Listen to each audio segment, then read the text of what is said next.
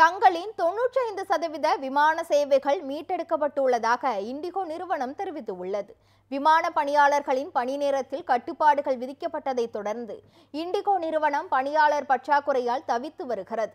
இதனால் போதிய விமானிகள் மற்றும் பணியாளர்கள் இல்லாமல் அட்டவணையிடப்பட்ட பல்வேறு விமானங்களும் ரத்து செய்யப்பட்டன. கடந்த 5 நாட்களில் சுமார் 2000க்கும் மேற்பட்ட இண்டிகோ விமானங்கள் ரத்து செய்யப்பட்டு உள்ளன. உள்நாட்டு விமானங்கள் மட்டுமின்றி பன்னாட்டு விமானங்களும் ரத்து செய்யப்பட்ட நிலையில் இண்டிகோ பணியாளர்களிடம் பயணிகள் சண்டையிடும் காட்சிகளும் வெளியாகின. இதற்கிடையே நாடாளுமன்றத்திலும் இந்த விவகாரம் தொடர்பாக விவாதிக்கப்பட்ட நிலையில் விமானங்கள் ரத்து செய்யப்படுவது படிப்படியாக சரி செய்யப்படும் என மத்திய அரசு தெரிவித்தது. அதன்படி தற்போது வரை 95% விமான சேவைகள் மீட்டெடுக்கப்பட்டுள்ளதாக இண்டிகோ நிறுவனம் தெரிவித்துள்ளது.